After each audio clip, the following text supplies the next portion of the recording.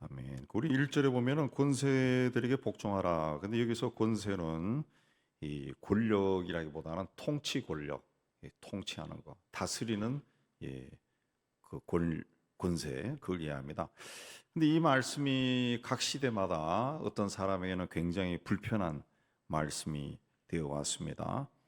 또 오늘날에도 우리나라나 그 미국처럼 자기가 지지하는 리더가 분명히 존재하는 곳에서는 지도자가 내가 지지하지 않는 자라면은, 혹은 내가 봤을 때 분명히 잘못을 저지르는 그런 사람이라면은 그런 사람에게 내가 복종해야 되는가 하는 그런 문제가 생깁니다. 그러나 이 말씀은 우리가 일반적으로 생각하는 것보다 훨씬 더 깊은 의미가 있습니다. 베드로전서 2장 18절에 보면은, 베드로전서 2장 18절에 보면은, 베드로전서 2장 18절 제가 적어왔지만은 한번 여러분도 찾아보시라고. 2장 18절에 보면은, 사한들아 범사에 두려워함으로 주인들에게 순종하되 선하고 관용하는 자에게들만 아니라 또한 까다로운 자들에게도 그리하라. 그렇습니다. 까다로운 자에게도 그래요.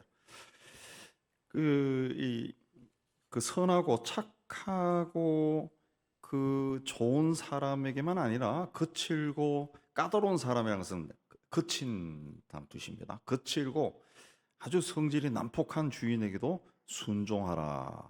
그렇게 이야기했습니다. 예, 굉장히 복잡한 말씀인데, 자, 성경은 구약이 39권입니다. 이 39권은 AD 100년 얌니아 교회 회의에서 정경으로 채택했고, 신약은 27권 AD 397년 카르타고 회의에서 정경으로 결정했습니다. 한 400년 AD 400년경에 성경 66권이 이제 채택이 된 거죠. 근데 그때 이후부터 지금까지 권력을 가진 사람들이 로마서 13장 말씀을 근거로, 또 베드로전서 말씀을 근거로 이 자기의 입에 맞는 해석을 했어요. 우리나라에서도 이게 일본이 우리나라를 지배할 때 이 말씀으로 이 많이 기독교인들이 강요하고, 거기에 이 선교사들 일부도 동조해서, 이 해리슨 선교사 같은 경우는 모든 권력은 하나님께로부터 나왔으니 일본 정부에 순종하는 것이 하나님의 뜻이다. 만일 독립운동이나 저항운동을 하면은 하나님을 대적하는 것이다. 그러므로 기독교인들은 일본 정부에 순종하되 단마음으로 즐겁게 순종하라. 그리고 3.1운동 같은 거 다시는 하지 말라. 그렇게 해석했어요. 이 나치 정권이 등장했을 때 독일 교회가 나치 정권에 협력했는데, 대표적인 신학자 게르하르트 키텔은 그 역사의 주관자 되시는 하나님께서 우리 민족에게 이 고난에서 헤쳐나오도록 지도자와 구원자로 아돌프 히틀러를 보내셨다. 우리 여기에 감사해야 된다. 그렇습니다. 이 독일 교회가 2차 대전에 협력했죠. 그렇게 했습니다. 근데 1절은 꼭 권력에 대한 이야기라기보다는 보다 더 깊은 그 뜻이 있습니다. 어떤 하나님이 세상을 다스리는 어떤 근본 원칙, 원리, 그게 담겨 있다고 보는데, 첫째는 이 질서를 이해합니다. 질서. 그 세상 공동체에는, 세상에 존재하는 모든 공동체에는 이 질서가 있습니다. 질서가 무너지면 공동체가 허물어져요. 가정의 권위는 남편에게 있습니다. 성경에 따르면은 하나님께서 남편을 그 집안의 머리로 세우셔요. 그러니까 남편을 가정의 머리라는 것을 인정하고 존중해 주는 것이 가정 공동체에 세운 하나님의 질서입니다. 남편이 존경받을 만하거나 그렇지 않거나 상관없이 권위를 인정하라는 거죠. 권위를 인정하라. 하나님은 가정의 질서, 곧 남편의 권위가 세워질 때 가정이 평화롭게 행복하도록 하셨다는 거죠. 물론 뭐 이상한 남편도 있겠죠. 그냥 일반적으로 봤을 때는 그거라는 거죠. 만약에 또 우주에 질서가 없으면 우주가 어떻게 될까요? 태양계나 은하계가 서로 막 충돌을 해버리고, 지구가 오른쪽으로 돌다가 왼쪽으로 돌고 막 그러면은 이거 굉장히 혼란스러워지겠죠. 하나님이 세상을 창조한 이래 이 지구를 둘러싼 우주에는 그런 충돌이 없습니다. 질서대로 움직이는 질서대로. 예. 영적 세계도 마찬가지입니다. 하나님의 어떤 절대 권위와 성경의 절대 권위가 무너지면은 신앙만이 아니라 세상이 흔들려 버려요. 예, 세상이 들어보셨겠죠? 그 미국이 굉장히 사회적으로 혼돈하고 막 동성애가 나오고 내부적으로 들어가면 뭐 굉장히 복잡하죠. 굉장히 복잡한데 뭐 그런 거는 일반 사람들이 잘 안 알려지지만은 미국이 사회적으로 이 굉장히 자유방임주의 비슷하게 되어서 막 동성애나 막 이런 것들이 막 퍼져나가는 것이 60년대에 케네디가 대통령이 되고 난 다음에 그 공립학교에서 그 성경 과목을 필수로 가르쳤는데 그 없애버리고 기도를 없앤 거죠. 기도를 없앤 거예요. 예. 학교 수업하기 전에 기도를 하고 수업했는데 그게 없어진 거예요. 종교의 자유 그렇게 이야기하면서 학교 수업할 때 기도하면서 시작한다. 이 굉장히 특이한데 제가 이제 신학교는 항상 기도하면서 시작해요. 또 제가 고등학교 여자 고등학교 교목으로 잠깐 있었는데 그 교목 여자 고등학교도 기도하면서 합니다. 기도하면서 수업을 해요. 그 굉장히 특이한 경험인데 그 아이들은 안 믿는 애들은 그때 막 노골적으로 막 불쾌감을 막 표시하고 막 그런다고요. 근데 어쨌든 그게 없어지면서 이 어떤 사람들의 어떤 정신 세계를 지배하는 기준이 허물어져 버린 거죠. 자기가 좋아하는 대로 막 튀어나가기 시작한 거예요. 그걸 만약에 어떤 만화로 그린다 그러면은 어떤 이렇게 이 왁구 속에 있다가 이게 뚝이 갑자기 허물어지니까 사람들이 와 하고 튀어나와 버린 거죠. 다 튀어나가죠. 예. 그러면서 그때부터 서서히 이 사회가 막 된 거예요. 막 히피가 등장하고 막 이 자유방임주의로 나가버린 거죠. 그래서 각 사람은 위에 있는 권세들에 복종하라라고 하는 것은 복종이 공동체를 질서 있게 움직이게 하기 때문에 그렇습니다. 그냥 권위에 복종하지 않아서 질서가 무너지면은 그 공동체뿐만 아니라 거기와 인간 사회는 다 연결되어 있는데 다른 것들도 무너진다는 거죠. 그래서 권세에 복종하라, 질서에 순종하라 그런 뜻이죠. 두 번째는 권세는 하나님으로부터 온 것이다. 공동체를 만드신 분도 공동체를 운영하는 질서를 세우신 분도 거기에 권위자를 세우신 분도 하나님이시다. 그랬어요. 그래서 모든 권세는 다 하나님께서 정하신 바다. 그랬어요. 4절에 보면은 그는 하나님의 사역자가 된 내게 선을 베푸는 자니라. 그랬습니다. 이 공동번역은 통치자는 결국 여러분의 이익을 위해 일하는 하나님의 심부름꾼입니다. 그랬어요. 모든 권위와 통치의 근원이신 하나님께서 하나님의 뜻을 세상에 이루어 가기 위해 권세를 통치자들에게 줬다는 거죠. 다스릴 수 있는 권세를 주신 겁니다. 그 때문에 위에 있는 권세에 복종하라는 거예요. 예. 세상과 세상의 공동체를 지으신 분이 하나님이라는 것을 믿는 신자들이라면 이걸 가지고 있어야 된다. 그래서 2절에 권세를 거스르는 것은 곧 하나님의 명령을 거스르는 것이기 때문에 하나님의 심판을 받을 것이다. 권세를 자취하리라 불러드린다는 거죠. 3절 말씀은 이제 읽어도 좀 이해가 안 될 수 있습니다. 이 번역이 굉장히 복잡하게 되어 있어요. 다스리는 자들은 선한 일에 대하여 두려움이 되지 않고 악한 일에 대하여 대나니. 이건 쉽게 말씀드리면은 선한 일에 대하여 두려움이 되지 않고 다스리는 자들은 선한 일에 대하여 두려움이 되지 않고 악한 일에 대하여 대나니. 이거 뭔가 하면은 여기서 지금 13장에서 이야기하는 선이라고 하는 것은 착한 일이 아니고 올바른 일입니다. 올바른 일. 그러니까 올바른 일을 하는 사람들은 다스리는 자들을 두려워하지 않는다는 거예요. 예, 그 이해가 되겠죠? 올바르게 살아가는 사람은 다스리는 사람을 두려워할 것이 하나도 없다는 거죠. 우리가 교통 법규를 지키면은 뭐 벌칙금 날라오는 거 겁낼 필요 없어요. 그거 똑같은 모양입니다. 악한 일에 대하여 된다. 두려움이 되지 않고 악한 일에 대하여 된다. 악한 일이라는 것도 여기서 보면은 막 이 사악한 그걸 뜻하는 게 아니고 그릇되다는 뜻입니다. 잘못되다. 잘못 그 그릇된 일을 하는 사람들은 다스리는 자들을 두려워한다는 뜻이. 예, 다스린다는. 그래서 알겠죠? 옳은 일을, 올바른 일을 하는 사람은 다스리는 사람들을 두려워하지 않고, 그릇된 일을 하는 사람들은 다스리는 사람들을 두려워한다는 거죠. 예.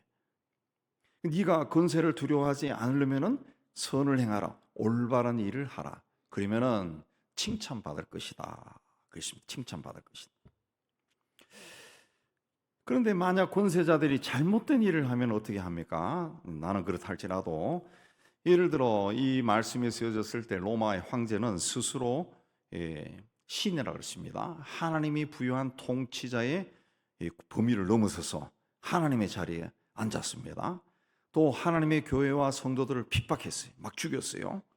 이렇게 권세자가 자신에게 권세를 주신 하나님을 대항하고 거스르면 어떻게 되느냐? 이런 경우에는 하나님이 부여하신 권세의 목적과 범위 내에서만 복종할 의무가 있을 뿐, 그 정도를 벗어나면 저항할 수 있어요. 왜냐하면 하나님에 대한 순종이 우선이기 때문에 그렇습니다. 우선이기 때문에. 그러나 하나님이 세우셨기 때문에 통치자들이 다스리는 권세는 존중해야지만은 사악한 정권의 사악한 통치에는 복종하라는 뜻이 아니라는 거죠. 그래서 청교도들은 5절 말씀, 그러므로 복종하지 아니할 수 없으니 진노 때문에 할 것이 아니라 양심을 따라 할 것이다. 이 말씀을 근거로 당시 영국의 메리 여왕이 카톨릭 복원 운동을 일으키면서 신교도들 많이 핍박했거든요. 거기 저항했습니다. 5절 말씀도 그러므로 복종하지 아니할 수 없으니 진노 때문에 할 것이 아니라 양심을 따라 할 것이다. 이것도 이제 한번 읽으면 무슨 뜻인지 모릅니다. 이제 풀어서 말씀드리면은 그 벌 받는 것이 무서워가지고 복종하는 것이 아니라 내 양심 때문에 복종한다는 뜻이에요. 양심 때문에 복종한다. 양심으로 봤을 때 이건 복종할 수 있다라고 판단이 되니까 내가 복종한다는 거예요. 그래서 말씀드린 것처럼 청교도들은 양심에 따라 보니까 이 메리 왕이 기독교인들을 막 죽이고 핍박하고 하는 건 이건 틀린 거야. 그래서 복종하지 않아 버린 거죠. 그래서 청교도 혁명을 막 일으킨 거죠. 당시 청교도 지도자였던 윌리엄 브릿지도 교회회에서 관원들은 우리의 유익을 위해 하나님이 세우셨는데 그들이 불법적인 것과 하나님의 계명을 어기는 것을 명령하면 그들은 하나님의 종이 아니다. 그러므로 우리는 로마서 13장 5절의 근거에서 양심에 따라 불순종하고 저항할 수 있다. 그렇게 이야기했습니다. 성경에도 보면은 다니엘은 다른 신에게 기도하지 못하게 한 왕의 금령을 어기고 하루에 3번 예루살렘을 향해 창문을 열고 기도했다가 사자굴에 던졌어요. 다니엘의 세 친구도 왕의 금신상에 절하는 명령을 거부하고 불구덩이에 던졌습니다. 하나님께 대치되는 것을 명령했을 때는 듣지 않았다는 거죠. 아합 왕 때는 이세벨이 여호와의 선지자를 멸할 때 왕궁을 맡은 자 오바다라고 하는 고위 관료가 왕명을 어기고 선지자 100명을 빼돌려 굴에 숨겨두고 음식을 제공했습니다. 악한 왕의 악한 명령에 순종하지 않은 겁니다. 자, 신학적으로 봤을 때 하나님의 뜻은 2가지로 크게 보는데, 처음부터 하나님이 의도하신 것이 있고, 그 다음에 2번째는 하나님이 의도하신 것이 아닌데 하나님이 허락한 것이 있어요. 허락한 것이. 예를 들어 인간의 타락은 하나님이 의도한 것이 아닙니다. 그렇지만 결과적으로 하나님이 허용하셨어요. 하나님이 받아들인 겁니다. 허용하셨다는 것은 인간이 그 고집스럽게 자기가 가고 싶은 길을 계속하면은 그대로 내버려 두는 겁니다. 그럼 네가 그 길로 가봐라. 가서 네 스스로 깨달아라. 우리가 자식들 키울 때도 애들이 막 고집스럽게 한다 그러면은 어쩔 수 없지 뭐. 지가 그 길 가서 깨닫고 돌아오는 거. 그렇게 하잖아요. 로마서 1장 28절에도 26절에도 그 사람들이 이제 순리대로 쓸 것을 버리고 막 더러움에 막 나가니까 하나님이 내버려 뒀다 그랬습니다. 상실난 마음대로 내버려 뒀다 그랬습니다. 그냥 거기서부터 막 모든 막 불의와 추악하고 더러운 것들이 막 생겨났다. 그렇다 할지라도 내버려 뒀다는 거죠. 내버려.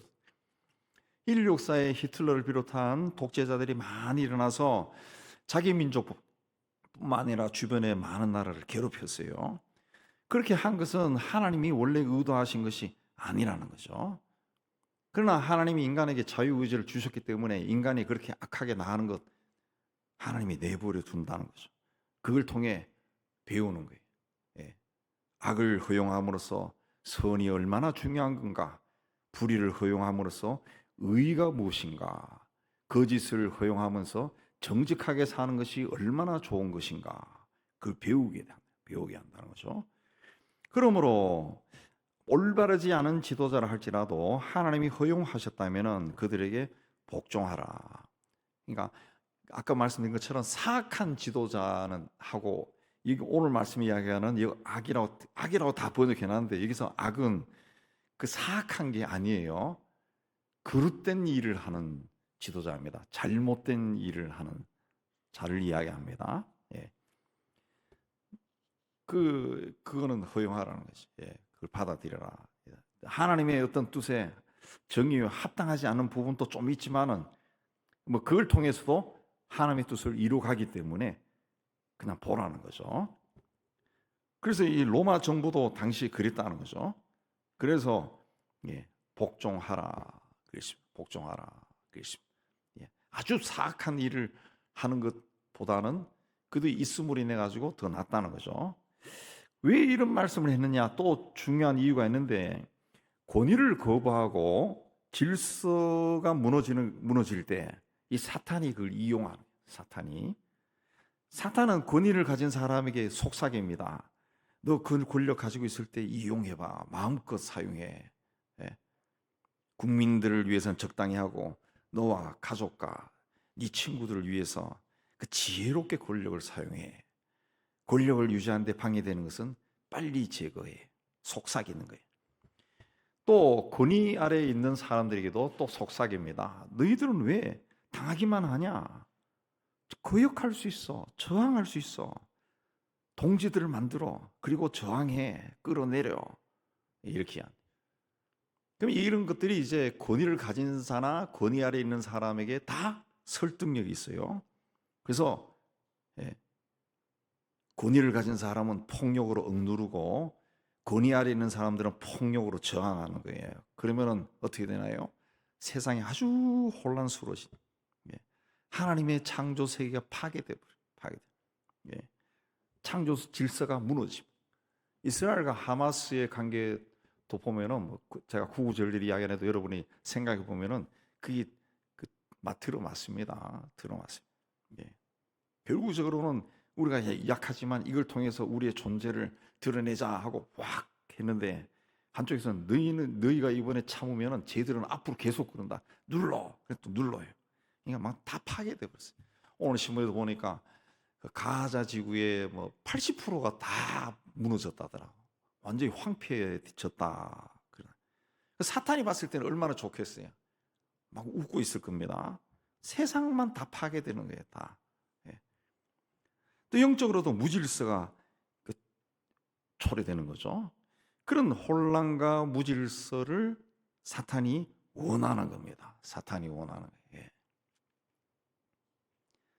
만약에 좀 지혜롭게 서로 양보하는 방향으로 계속 갔으면은 달라졌을 수도 있죠. 그 이스라엘이 가지고 있는 그 생각 중에 뭐 극단주의만 자꾸 우리가 보도를 해서 그런데, 원래 이스라엘 내에 온건한 유대인들이 가지고 있는 그 생각은 그 이스라엘 안에 그 팔레스타인과 이스라엘 두 국가를 세우는 거였다더구만. 두 국가를 세워가지고 공존하는 그걸로 시스템으로. 근데 한쪽에서 계속 그걸 거부하고 우리가 다 해야 된다고 이 팔레스타인도 주장하는 그룹이 목소리가 크고, 이스라엘에서도 우리가 다 해야 돼. 이 목소리 크니까 충돌이 계속 일어나는 거지. 원래 온건주의자들은 그게 아니라 같이 살자로 나가는데 그 세상이 막 혼란스러워. 세상이 혼란스러워. 그것뿐만 아니라 온 세상이 그 영향으로 우리도 가만히 있으면 안 되겠다. 그럼 온 세상이 다 그렇게 되는 거예요. 마지막으로 또 생각해 보는 것이 뭐냐면은 잘못된 권세나 그 부정한 권세자를 판단하고 심판한 분은 그들을 세운 하나님이라는 거죠. 하나님. 예. 사람이 아니라 하나님이라는 거죠. 그러면은 우리가 하나님을 믿는데 그 하나님 믿는 사람들이 이 잘못되고 부정한 권세를 직접 판단하기보다 하나님께 맡겨야죠. 하나님 맡겨. 그러면 하나님의 방법으로 또 해결합니다. 우리 인류 역사에 보면 그런 경우도 굉장히 많아요. 근데 인간이 어떻습니까? 못 참아요. 못 참아. 어. 그리고 다 100명이면 100명이 다 똑같은 생각을 안 한다고. 그 중에 한두 명이 막 힘 있는 사람이 목소리 막 높이면은 우 따라가는 거예요. 우 따라가는 거예요. 예. 사탄이 충동하는 거죠. 충동하는 거예요. 예. 충동하는 거예요. 인류 역사가 그렇습니다.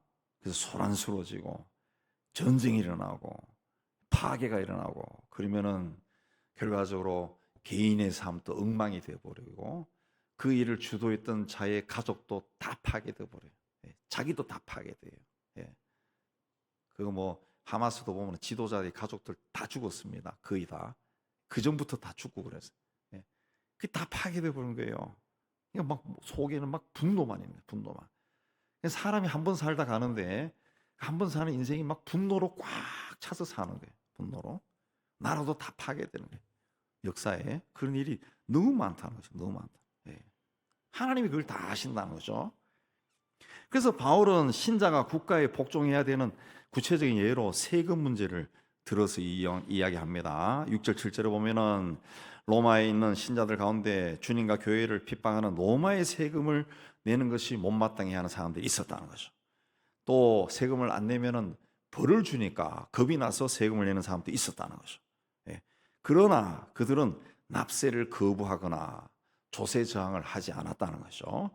그에 대해서 바울이 로마 정부가 가진 권위를 부여하신 분은 하나님이기 때문에 로마의 세금 바치는 것은 신앙에 위배되지 않는다. 그러면서 세금 징수원들을 6절에 하나님의 일꾼이다.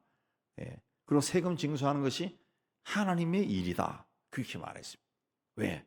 세금을 징수해서 이 정부가 나라를 다스려야 하잖아요. 예. 하수도도 만들고 상수도 만들고 청소도 하고 동네 공무원들을 세워가지고 그 사람들로 하여금 그 돌보게 하고 이걸 해야 된다는 거죠. 이걸 질서를 세워나가는 거죠. 예.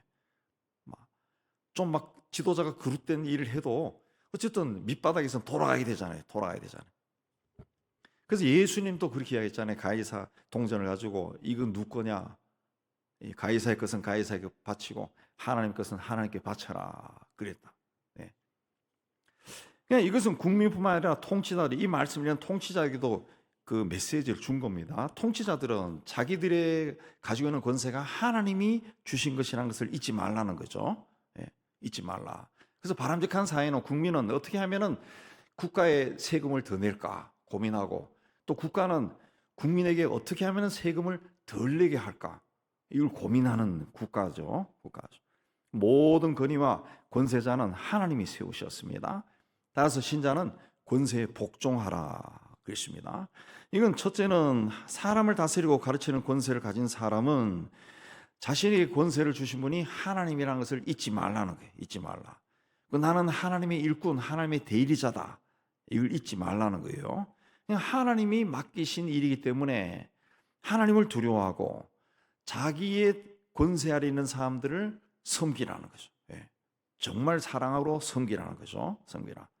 성경에서 말하는 권위는 오늘 말씀에도 권세, 이 권세는 지배하는 것이 아니라 섬기는 겁니다. 섬기는. 예. 나눠주는 거죠. 나눠주는 거. 예수님이 하신 것처럼 제자들의 발을 씻겨주는 자기보다 낮은 자리에 있는 사람들을 섬기는 것이 이 권세 위에 있는 권세가 하는 일이에요. 두 번째는 권세 아래 있는 사람들은 위에 있는 사람들이 참 못마땅하고 따르고 싶지 않은 사람이라 할지라도 복종하고 따르라는 거죠. 예. 그들을 무조건 비판하고 흠집내고 끌으려고 하는 것은 그를 세운 하나님을 거역하는 것이 되고 불순종하는 것이 되고 결국 그렇게 되면은 가장 상처를 많이 받는 사람은 본인이라는 거죠. 본인이 상처받아요. 본인의 가족이 해를 입게 되는 겁니다. 마음속에 불쾌감을 막 가지고 있으면은 그러나 이 권세가 하나님에 대적할 때는 예, 눈물을 흘리며 기도하고 때로는 순교의 피를 흘리는 것이 신자의 자세다. 그렇게 말합니다. 신자의 자세다. 그래서 오늘 말씀에도 아까 말씀드린 것처럼 그 말씀이 숨겨져 있습니다. 숨겨져 올바른 일을 할 때는 두려운 다스리는 사람이 두렵지 않다는 거죠. 두렵지 않다. 그래서 아무리 강철 같은 권세를 할지라도 성도의 눈물과 피가 결국은 녹여버린다. 그래서 하나님의 뜻이 이루어진다는 것이 이루어진다. 오늘 우리는 부모와 어른이라는 권위가 있습니다. 또 어떤 조직이나 단체나 기업이나 또 공동체의 관리자, 리더라고 하는 권위가 있어요. 권위가 있습니다. 이 권위를 가진 사람은 하나님이 나를 세우셨다라는 것을 알고 자신의 권위 아래 있는 사람들, 그들을 섬기라는 거죠. 섬기라. 하나님의 마음으로 섬겨라. 작은 공동체라 할지라도 하나님의 마음으로 그 사람들을 섬기라는 거죠. 또 내가 그분의 권위 아래 있다면은 그분의 인도하심에 따르라. 그렇습니다. 나라의 위정자뿐만 아니라 작은 공동체에도 리더와 따르는 사람이 있다는 거죠. 그렇게 섬기라는 거죠. 그렇게 섬기라. 그렇게 할 때 이제 하나님의 나라가 이루어진다는 거죠. 하나님이 세우신 공동체가 평온해지고 또 하나님의 뜻이 그걸 통해서 이루어진다는 거죠. 하나님은 이 인간 세상에 죄가 있다는 걸 다 아십니다. 그래서 독생자로 세상에 오신 거 아니에요.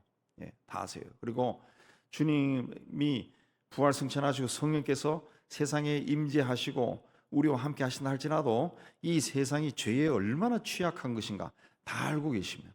다 아십니다. 이 죄된 세상에 사는 이 하나님의 백성들이 어떠해야 가장 안온한 생활을 할지 하나님이 다 아십니다. 다 아십니다. 우리에게 무조건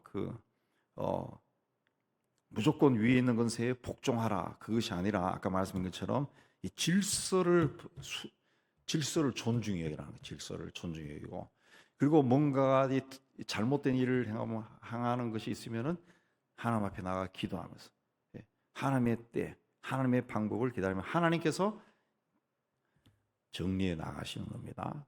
우리 믿음의 사람들은 이런 믿음을 가지고 살아야 이런 믿음을 가지고 이 13장 말씀이 제가 기억하기로는 70년대 한창 박정희 정권이 막 유신하고 할 때 이 굉장히 논쟁이 많았어요. 함석헌 씨가 하는 CR의 소리나 거기에도 막 페이퍼들이 올라오고 에세이들이 올라오고 막 이쪽 저쪽에서 그 당시는 그래도 막 저항도 했지만은 그 어른들이 그 당시 어른들은 이 반대파 또 찬성파 속한 사람들이 지면을 통해 가지고 논쟁을 많이 했어요. 논쟁을.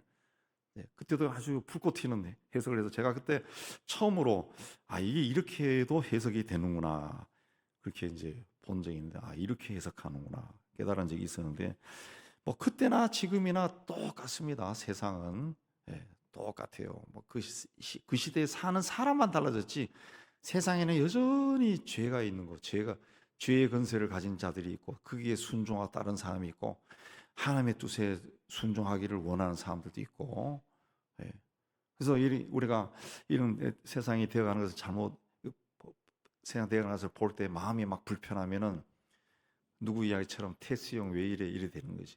테스 형 왜 이래 막 이러는 건데 우리가 말씀을 가만히 묵상하고 읽어보면은 하나님이 왜 이렇게 말씀하셨을까? 그게 이제 받아들여집니다.